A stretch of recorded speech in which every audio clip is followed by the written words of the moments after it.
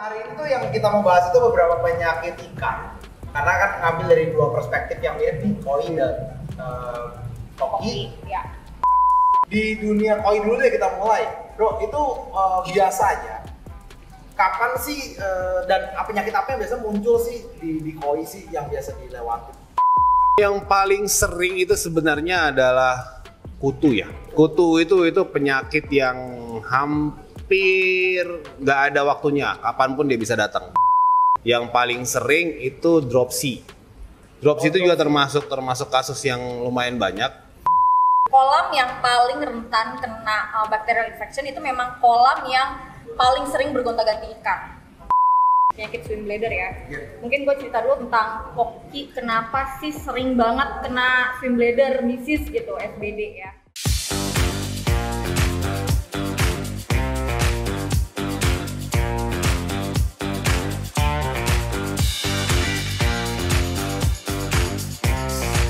Hai semuanya, sebelum kita lanjut, pastikan kalian klik tombol subscribe, like, dan share video ini ke teman-teman kalian jika informasinya berguna untuk kalian. Terima kasih.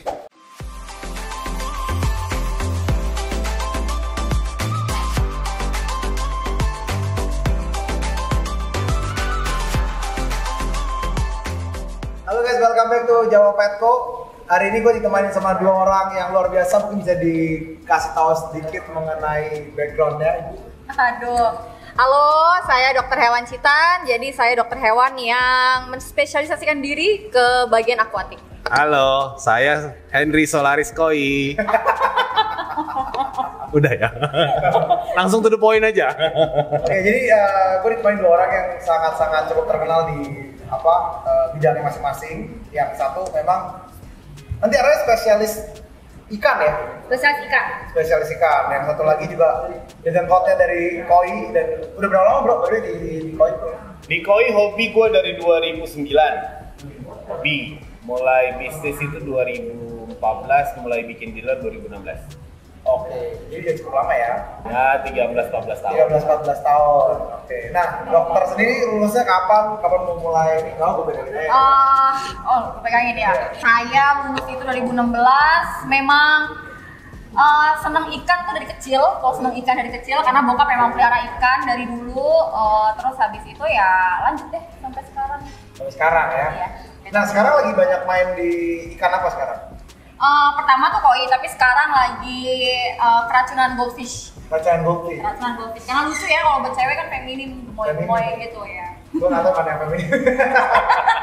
Tapi ya koki gendut sih ya. Iya kan kayak rancu gitu kan lucu gitu kan. Kalau koi kan emang lebih maskulin gitu, jadi lebih banyak bapak-bapak yang demen nih kalau koi. Kalau koki nih masih banyak apa ya?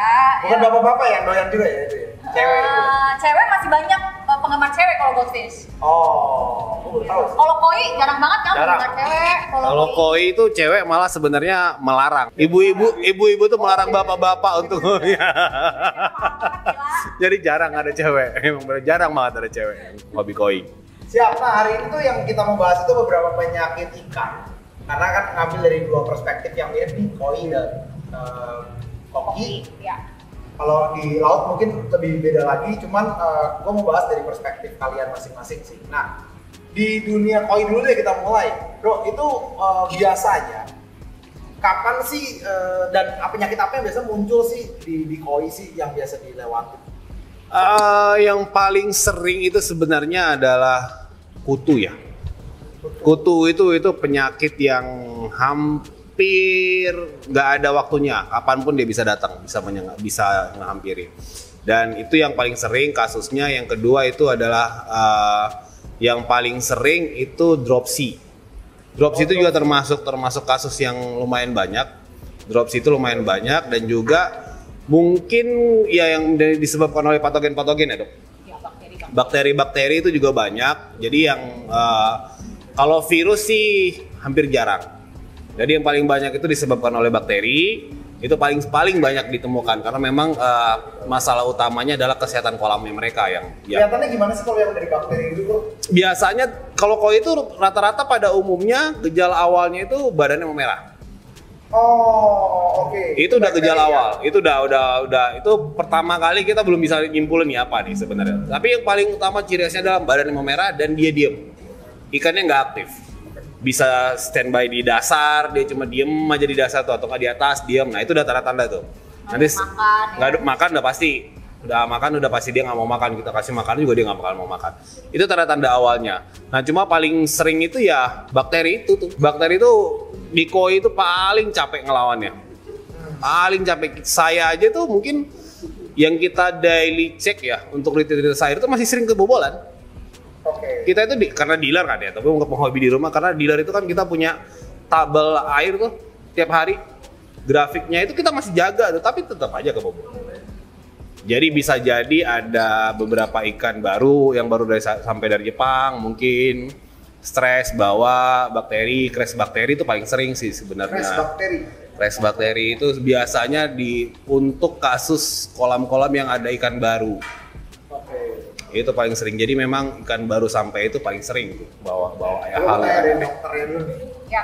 Nah, bakteri ini kan tadi Bro bilang kan lebih ke arah kayak air gitu. Ya. Dari pendapat dari Bro sendiri kenapa sih terjadinya bakteri itu seperti apa, transfernya seperti apa? Oke, jadi sebenarnya benar yang tadi dibilang sama Om Hendri ya, kalau kolam yang paling rentan kena bacterial infection itu memang kolam yang paling sering bergonta-ganti ikan. Gitu. Jadi dia beli baru atau kita tahu sendiri ya, kalau dealer kan pasti udah laku ikannya, terus habis itu masukin ikan lagi gitu. Jadi itu yang paling rentan terkena bacterial infection. Gitu. Dibandingkan sama kayak kalau saya nih gitu kan, dia ya jarang lah beli ikan gitu, itu pasti lebih settle lah.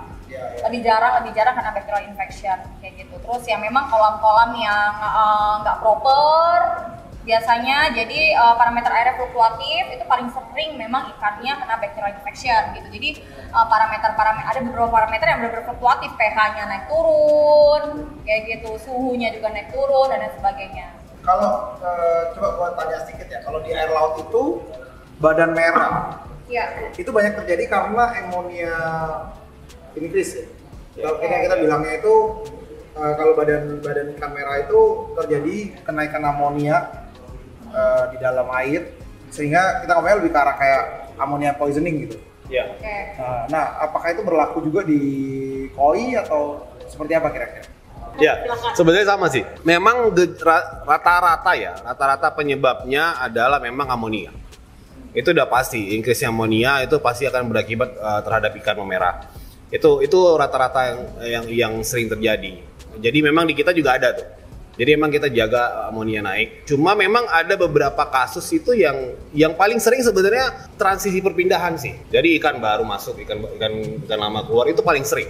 Jadi karena memang begitu ada ikan baru masuk, kita nggak karantina bagus misalnya, dia ternyata masih dalam kondisi yang stres, dia rilis di situ beberapa penyakit karena dia stres. Nah, itu yang sering terjadi. Tapi memang amonia itu memang salah satu faktor ya. Jadi memang kepada para penghobi juga harus rajin-rajin tuh cek parameter air tuh harus ya at least seminggu sekali lah kalau penghobi di rumah itu. Boleh caranya bagaimanapun, mungkin sekarang ada yang digital, ada yang apa silahkan. Tapi yang penting cek parameter air itu penting. Jadi kalau bisa rajin bikin grafik tuh. Jadi ketahuan swingnya berapa gitu. Mungkin itu.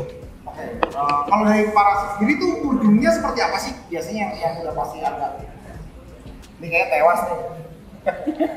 Maksudnya kayak bentuknya gimana sih gitu, kayak parasit koi itu merah-merah yang soalnya gue pernah lihat, gue nggak tahu ini sesuai nggak.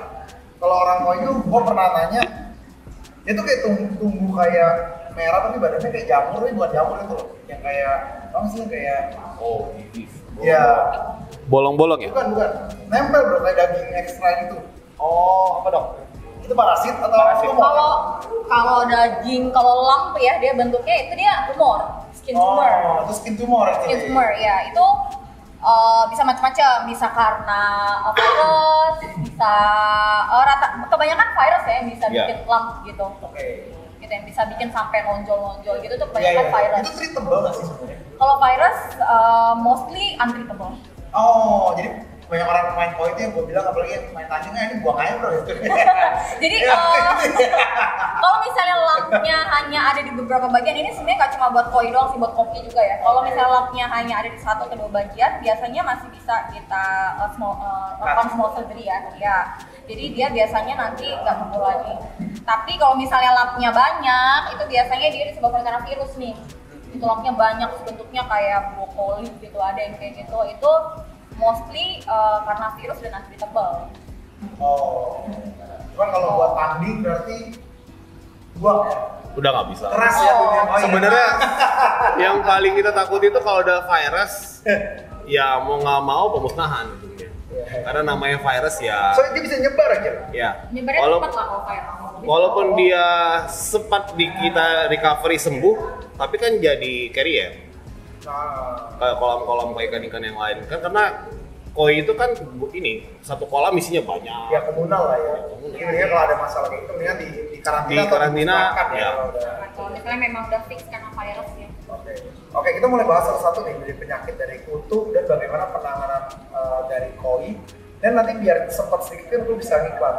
Gue ada 2 orang yang kuat kan gue bisa bikin iklan. Oke, kita mulai dari penanganan pertama yaitu kutu jarum atau kutu. Kutu itu ada berapa banyak sih sebenarnya? Sebenarnya 2 ya, yang paling sering itu 2 ya. Kalau di koi, di koki itu banyak tuh 2, ada kutu jarum, ada argulus ya atau kutu kura. Oke. Gitu. Sebenarnya treatmentnya ada sih beberapa obat yang memang langsung musnah gitu. Lo kalau mau ngiklan boleh lah ngiklan pada saat ini. Ntar aja. Kayaknya hard sell banget ya. Gue sales itu nggak sell.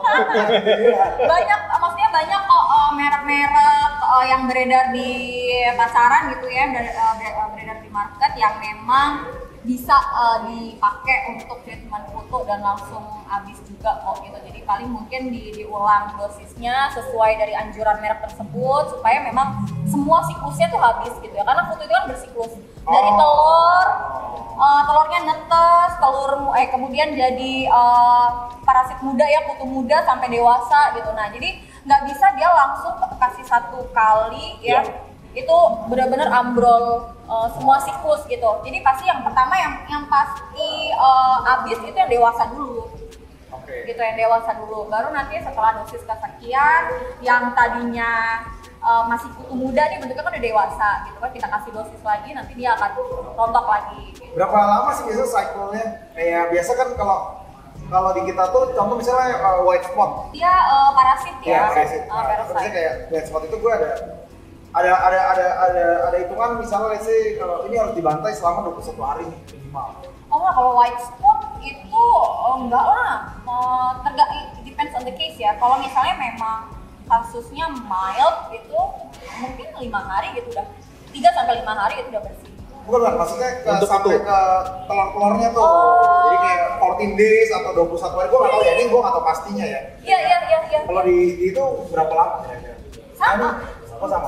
Sampai habis semua itu tuh paling seminggu lah. Oh, habis semua kalau dia. Habis semua ya kalau di tawar gitu. Kalau di koki dan koi itu udah langsung habis semua lah. Itu tuh udah sama ya, sekitar semingguan juga atau? Enggak lah, mungkin. Kalau pengalaman kita ya sebagai praktisi langsung, kutu itu nggak bisa dibasmi secepat itu.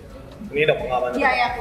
Karena memang dia itu akan hilang, nanti yang itu siklusnya itu akan datang lagi. Jadi makanya kalau dibagi kita yang skala memang kolamnya gede-gede gitu, itu kita maintenance rutin. Jadi per 2 minggu kita kasih obat. Per 2 minggu kita kasih obat. Karena kita kalau mau ngebantai semua itu harus restart.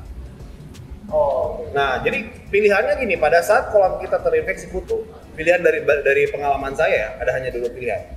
Kita maintenance supaya yang karena telurnya itu susah banget dibasmi kalau udah nempel di media di mana-mana, itu susah banget. Dia nempel di mana-mana di media di Kalau sudah kena, opsinya cuma 2. Pertama kita restart.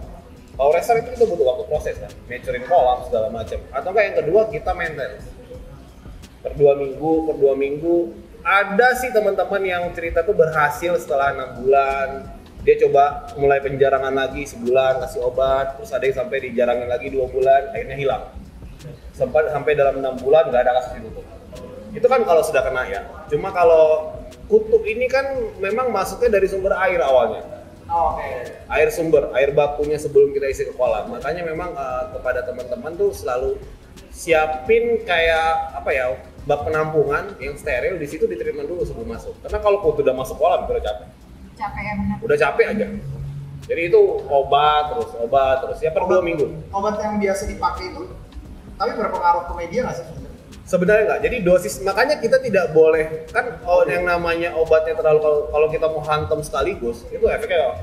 Mungkin tahun lalu ya ada kasus itu orang salah kasih dosis obat kutu, satu kolamnya habis. Puluhan ekor ikan dan itu gede-gede.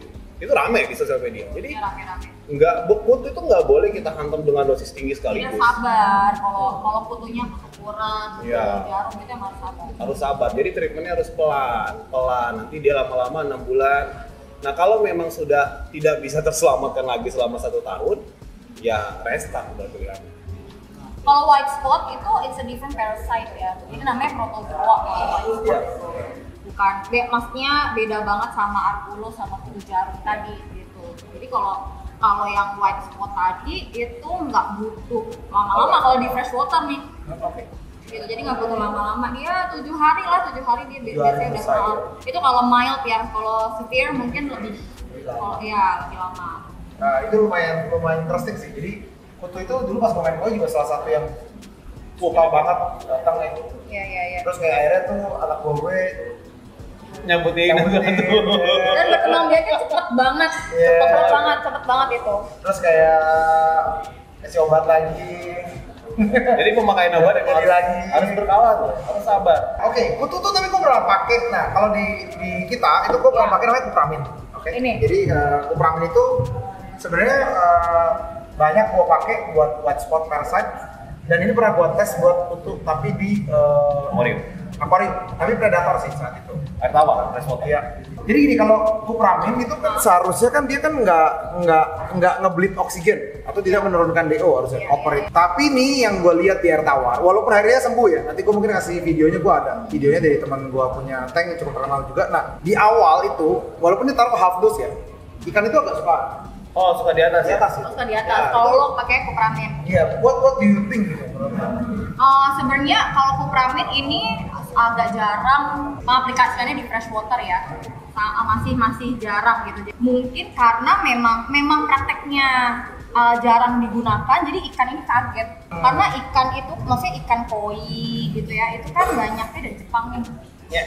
Gitu. Mungkin di Jepang juga agak-agak jarang dipakai gitu. Jadi responnya memang responsif gitu. To the medicine bisa jadi gitu. Walaupun ya itu cuma efek sesaat doang. Nanti at the end dia bakalan Oke. gitu. Jadi memang ikan koi ini kan memang a bit sensitif lah. Kayaknya memang lebih sensitif gitu dibandingin yang lain. Dia nggak biasa sama satu zat sedikit, dia bakalan Jadi itu gue takut karena koper itu kan ada levelnya kan. Iya, sebenarnya kalau dari gue gini, semua prinsip obat dalam koi itu, kalau kita kasih strong dosis, pasti begitu. Jadi semua akan efek ikan itu akan di atas semua. Karena memang mereka harus kaget. Jadi mungkin cara pemakaiannya mungkin diperbaiki. Jadi cara pemakaian dosisnya, karena apapun itu obat. Small dosis kan. Ya. Jadi nggak hanya half dosis ya, tapi benar-benar small ya.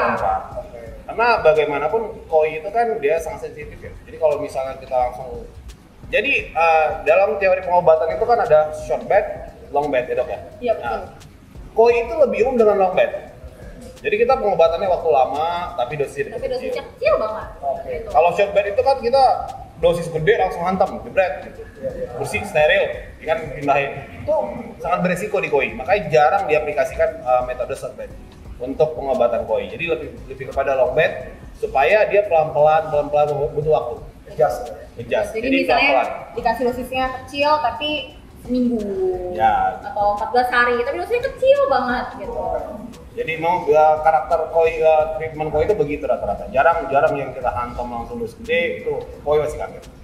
Nah ini ngomongin kutu ya, jadi ini mungkin cara buat kalian yang mengatasi versi carp, yaitu kayak koi ataupun goldfish di tank ataupun sama goldfish juga sama. Iya, kurang lebih caranya kayak tadi, Nah, pengobatan bisa dicari nanti yang lebih sesuai, dan mungkin goldfish juga sama ya, nggak boleh langsung bet gitu ya. Sebenarnya dari saya rekomendasikan seperti itu, walaupun ada beberapa orang yang memang bener-bener wah ekstrim banget cara ngobatin goldfishnya gitu. Cuma kalau dari saya lebih ke sedikit-sedikit deh dosisnya gitu.